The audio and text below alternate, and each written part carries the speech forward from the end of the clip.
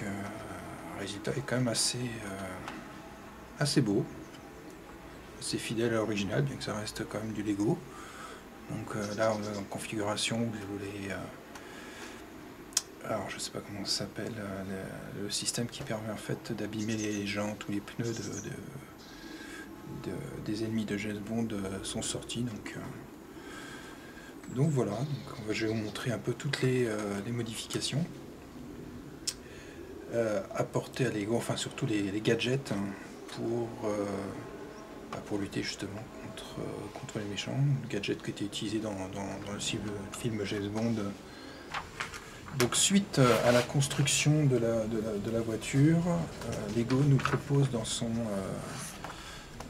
manuel de construction les différents gadgets possibles sur cette voiture et comment les actionner. Donc là on voit en fait pour la partie siège éjecté avec le toit qui s'ouvre, la petite astuce c'est de tirer sur le milieu du pare-choc arrière. Donc ce qu'on va faire, il suffit de tirer, de relâcher et le siège il tombe. Il s'envole et il retombe. Donc c'est assez simple. Tirer, voilà. Donc ça c'est vraiment le premier gadget qui est assez sympa, fidèle à la voiture de James Bond. Le dernier élément est assez intéressant, comme dans le film où vous avez en fait la portière et vous avez une petite trappe ici où vous avez directement le téléphone de James Bond pour joindre le MI6. Cette trappe après elle se referme, assez discrète, et voilà. Le deuxième gadget de cette voiture est la paroi pare-balles qui est située ici à l'arrière, qui permet de protéger James Bond des impacts de balles lorsqu'il est poursuivi. Donc pour cela vous avez en fait deux sorties d'échappement. Il suffit de tourner celle qui est plus vers le centre, vers la droite, et vous avez justement le mur pare-balles qui rentre et qui sort. Voilà. Vue de biais.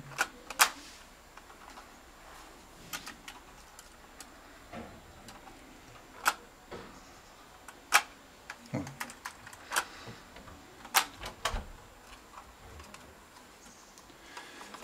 Donc, autre détail fidèle à la voiture du film, vous avez justement les plaques d'immatriculation qui peuvent être changées. Donc vous en avez 4. Une qui est française, 4711 EA62. Une avec JB comme James Bond-007. Une suisse pour l'UBEC 6789. Et enfin une anglaise BMT 216A. Vous retrouvez justement ces 3 plaques à l'avant qui, elles, sont aussi mobiles. Voilà. Autre détail, lorsque vous ouvrez la porte, conducteur ou passager, vous avez à l'intérieur un levier de vitesse. Je ne sais pas si on voit, voilà. Et lorsque vous l'activez, vous avez les mitrailleuses qui sortent ou qui rentrent. Donc là, vous avez les feux de position ou les feux anti-brouillard, et là, vous avez les mitraillettes. Voilà. Autre détail assez sympa. Donc, également, au niveau du siège du conducteur, vous avez une autre artifice qui est, alors on va plus le voir là, qui est le radar. Donc, lorsque vous ouvrez le toit, vous pouvez le voir là, on va le voir ici. Voilà. Et quand vous le tournez, vous avez les rations de la voiture.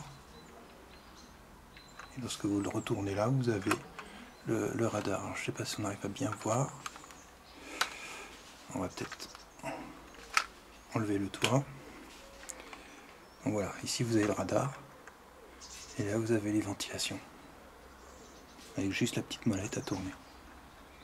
Et donc là, levier de vitesse pour sortir les mitrailleuses, pour les re-rentrer. Donc on va remettre le toit.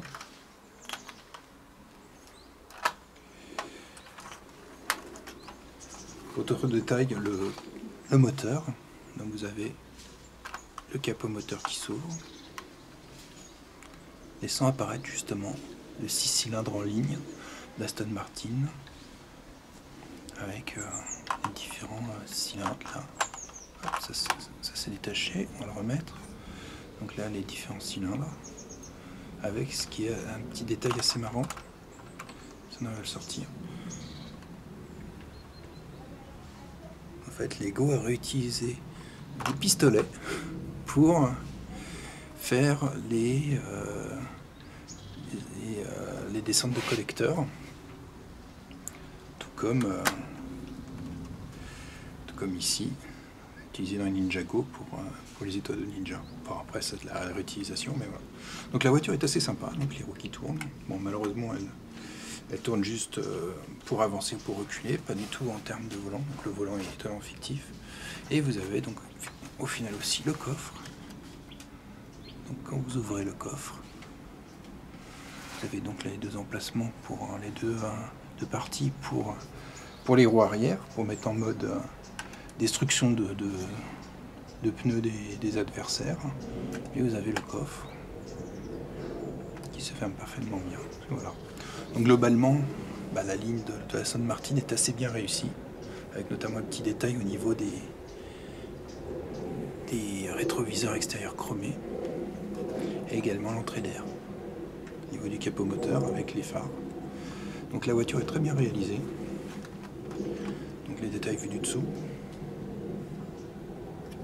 Donc c'est un set qui vaut dans les 210 € à peu près, et qui vaut ce prix réellement, qui est assez bonne facture. Donc pour les fans de James Bond, pour les fans de véhicules anciens, notamment d'Aston Martin, c'est un bon investissement. Ça conviendra autant aux grands qu'aux plus petits. Il ne faut pas qu'ils soient trop petits non plus. Mais voilà, c'était assez plaisant à faire. Pas compliqué du tout. Et côté assez ludique, assez fun. Et moi je vous conseille vraiment cette voiture. C'est sympa, que ce soit pour vos grands enfants, pour qu'ils puissent s'amuser, mais également pour vous. C'est une voiture assez fun. Donc, écoutez, on peut ouvrir un petit peu l'ensemble des choses. Voilà.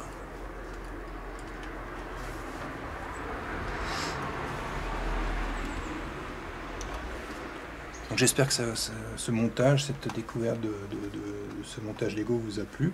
Si vous souhaitez d'autres vidéos de ce genre, n'hésitez pas à nous le dire dans les commentaires, de vous abonner à notre chaîne. On essaiera de faire un peu plus de vidéos comme ça pour vous montrer des choses qu'on ne voit pas forcément tous les jours.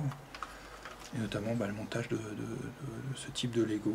Donc bon, après il y aura des Lego type la Bugatti Chiron, c'est Lego Technique, mais également la Porsche 900 GT3 RS.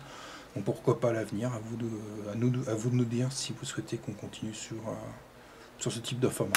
Voilà, mais écoutez, merci à vous et à bientôt.